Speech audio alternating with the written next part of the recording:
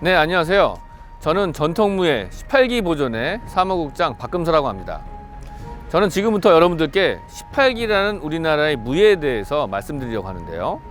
자, 이 18기란 뜻은 18가지 무예라는 뜻입니다. 이 18가지 무예 18기를 처음으로 정립한 사람은 바로 사도세자였습니다. 그리고 그의 아들 정조가 왕위에 등극하면서 이 18기는 우리나라 조선시대 전통 군영의 공식적인 무예로 채택이 됩니다. 자, 그리고 정조는 18기에다가 마상무예 4가지, 그리고 격구 마상제 등 6가지 항목을 더 붙여서 총 24항목으로 만들어진 무예도보 통지라는 무예서를 편찬하게 됩니다. 우리나라에는 그런데 왜 이렇게 많은 무예가 필요했을까요? 이 무예라는 것은요, 특히 군영의 무예는 전쟁과 관련이 있습니다. 이 군영에서는 전쟁의 효험이 있는 그러한 무예들을 채택하기 때문이죠. 자, 그렇다면 우리나라 18기가 만들어진 그 역사와 과정에 대해서 지금부터 알아보도록 하겠습니다.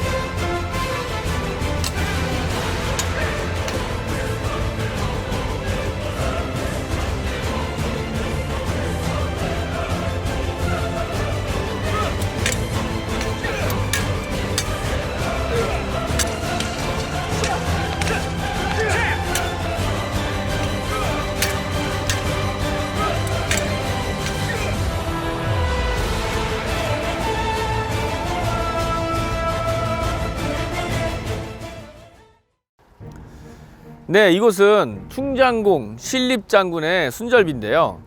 이곳 탄금대 전투에서 신립장군이 순절을 하셨기 때문에 그것을 기념하여 세운 비석이 되겠습니다. 자, 신립하면 사실은 이 두 글자만 들어도 북방의 여진족들은요 오줌을 지릴 정도로 조선 최고의 명장이었습니다. 자, 그런데 이곳 탄금대 전투에서는 신립장군이 맞닥뜨린 이 현실은 달랐던 겁니다. 임진왜란 당시에 이곳 이 문경세제와 이 탄금대 사이에서도 본인이 기병전술을 사용하면 그까지 일본군쯤이야 뭐 쉽게 물리칠 수 있을 거라고 생각을 했었던 거죠. 자, 그런데 당시 일본군은요 바로 조총을 갖고 있었죠. 그 이전에 일본군은 뭐 일본군의 활이라는 것은 굉장히 약했기 때문에 뭐 조선의 활하고는 비교가 안 되니까요. 그래서 기병이 돌격만 하면 일본군은 와해가 됐었는데 일본군이 조총을 잡고서는 이 돌격해오는 기병을 관통시켜버릴 수 있는 능력을 갖게 된 거죠. 그렇기 때문에 더 이상의 이 기병 전술은 당시 일본군에게는 통하지가 않았던 겁니다. 자, 그래서 왜 도대체 신립장군이 문경세제, 즉 조령을 막지 않고 이 탄금대에서 진을 치고 전투를 벌였는지에 대해서는 많은 논란이 있습니다. 하지만 제일 중요한 것 중에 하나는 신립장군은 기병전술에는 항상 자신이 있었던 것이죠. 하지만 상황은 조금 달랐던 겁니다. 자, 그런데 당시의 조선은 이런 장병전술에 너무 익숙해져 있었기 때문에 어떤 그런 적과 가까이에서 대적을 하는 단병무예, 이런 단병 접전무예에 대해서는 좀 약한 상태였어요. 심지어는 이 징비록들을 보면은 칼이 칼집에서 뽑히지 않을 정도로 그동안 이 단병 전술의 훈련에 굉장히 좀 나태했던 겁니다. 자, 그렇기 때문에 당시 이 탄금대 전투에서는요, 조선군이 결국엔 기병 전술이 실패되고 이 탄금대에서 마지막 전투를 치르게 되는데요.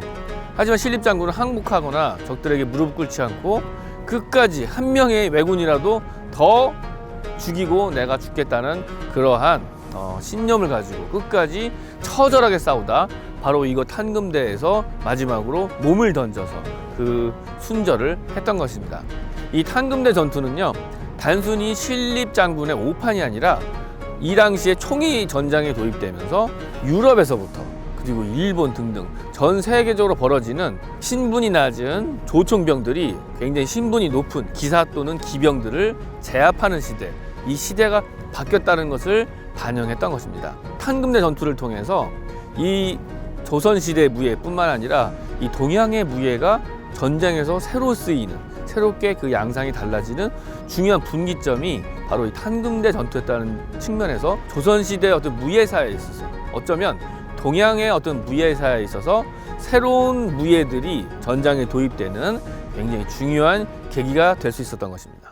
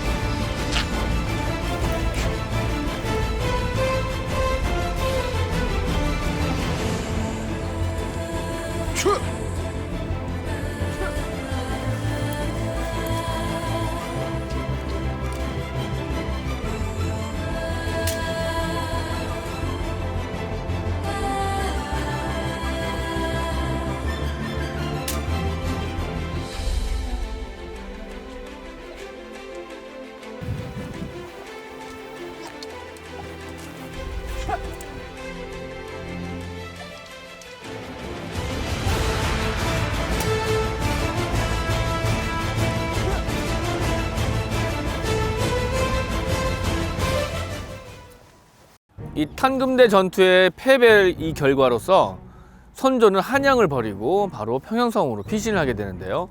이 충주를 일본군에게 빼앗기게 되자 일본군이 바로 이 남한강을 따라서 한양으로 곧바로 진격할 수 있는 그런 길이 열렸던 것입니다. 그만큼 이런 충주가 굉장히 중요한 것이었고요. 탄금대 전투의 패배는 그만큼 뼈저린 것이었죠. 조선 출신인 이여송 제독이 2차 원병을 이끌고 오는데 거기에는 절강성, 복건성 등지에서 이 왜군과 많이 싸워본 경험을 갖고 있었던 남병이라는 그 군대가 포함이 되게 됩니다. 자, 근데 이들이 어떤 전술을 구사했냐면요. 원항진이라는 10명의 전투원으로 이루어진 이 원항진법으로서 당시 동양 최강이라고 알려졌었던 이 왜구들의 또는 왜군의 이 단병 접전 능력을 상쇄시키고 오히려 밀어붙일 수 있는 그런 전술을 보여줬던 것이죠. 자, 그래서 선조는 저들이 쓰는 이 원항진법을 우리도 빨리 도입해야지 한양을 다시 수복할 수 있겠다는 그런 생각을 갖게 되고 이들의 전술을 도입하려는 노력을 합니다. 기요신서라는 책을 입수하게 됩니다. 그래서 거기에 있는 원항진법과 거기에 필요한 등패, 낭선, 장창, 당파, 쌍수도, 그 당시에 장도라고 불렀는데요. 그리고 곤봉 6가지 무예가 필수적으로 필요하다는 것을 알게 됩니다. 조선 정부에서는 훈련도감을 만들고요. 거기에 한교라는 어떤 그런 난관을 배치를 해가지고 이 무예 작업에 혼신을 쏟게 집중을 하게 합니다. 그래서 그 결과 이들을 어떻게 연결해서 훈련했을 때 가장 좋은, 가장 효능을 낼 수 있는지를 자체적으로 연구하게 되고요. 그 결과 이 모든 무예의 사용법을 오늘날 어떤 품새처럼 연결해 놓은 서적을 정리하게 되는데요. 그것이 바로 무예제보였던 겁니다. 이 무예제보는 우리나라에서 발간된 최초의 무예서였어요. 최초로 모든 군영에 배포해서 모든 군사들이 익히게 만든 어떤 표준 무예서로서는 최초의 무예서였던 것이죠. 자, 여기에 필요한 이 무예들이 오늘날 펼쳐지는, 오늘날 여러분들이 이 영상에서 보실 수 있는 그 6가지 무예가 다 포함되어 있습니다.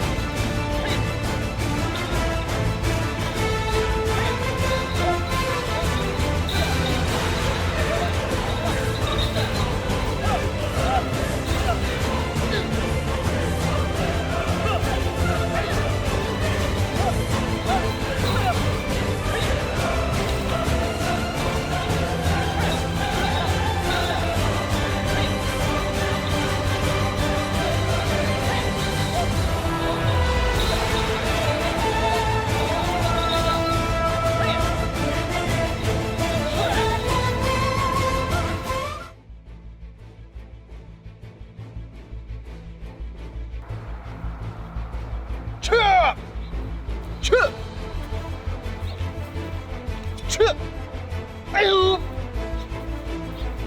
차.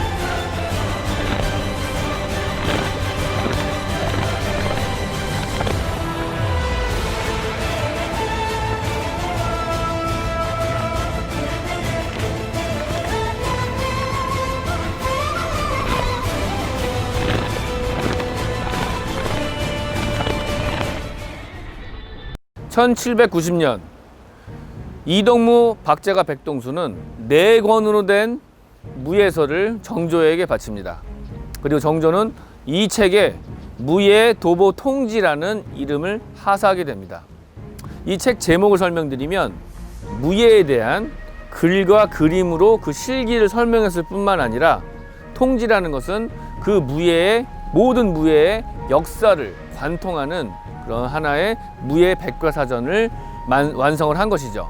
자, 이 무예도보통지에 담겨 있는 모든 무예들은 조선이 임진왜란과 병자호란 등등의 이 국제전쟁을 거치면서 실제 전쟁에서 그 효용성을 검증한 그러한 무예들만을 엄선한 것입니다. 이러한 과정은 임진왜란부터 정조시대까지 약 200년에 걸쳐 꾸준히 지속된 그러한 작업이었던 것이죠. 따라서 이 무예도보통지는 굉장히 오랜 기간 동안 동북아의 모든 무예를 총망라한 그러한 무예서라고 해도 과언이 아닐 것입니다. 또한 이 무예도보통지의 이 역사들을 살펴보면요, 조총이 처음 등장한 임진왜란 당시, 그리고 기병이 그 효용성을 다시 입증한 병자호란 등등 이 당시 전투의 양상을 모두 반영한 그러한 무예서라고 볼 수가 있는 것이죠. 따라서 그 시대의 변화, 그리고 보편적인 어떤 그런 우수성을 갖고 있는 그런 무예들을 엄선했다는 점에서 이 무예도보통지는 세계 문화유산으로서도 가치에 어떤 그런 손색이 없다고 볼 수가 있겠습니다. 다행인 것은 최근에 유네스코에서는 무예도보통지를 세계 기록유산으로 등재를 했습니다. 하지만 불행인 점은 세계 기록유산 신청 주체가 대한민국이 아닌 북한이었다는 것이죠. 아이러니하게도 북한에는 현재 이 무예도보통지 무예에 대한 18기에 대한 실기가 남아있질 않습니다. 반면에 대한민국에서는 한 30-40년 전부터 여러 무예단체들에 의해서 무예도보통지의 실기가 복원이 되고 오늘날 하나의 어떤 무예 문화 콘텐츠로서 자리를 잡아가고 있다는 것입니다.